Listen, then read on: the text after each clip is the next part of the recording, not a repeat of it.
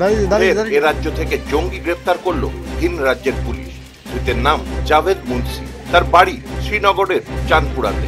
শনিবার রাতে জম্মু কাশ্মীর পুলিশ দক্ষিণ 24 পরগনার ক্যানিং থেকে ওই জঙ্গিকে গ্রেপ্তার করেছে। ধৃত তেহরিকে মুজাহিদিনের সদস্য বলে দাবি করেছে police.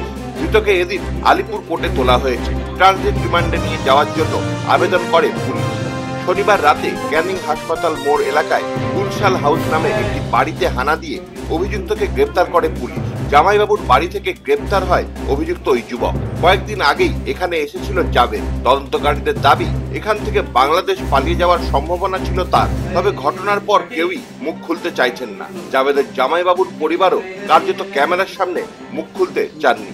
Bureau report, news square.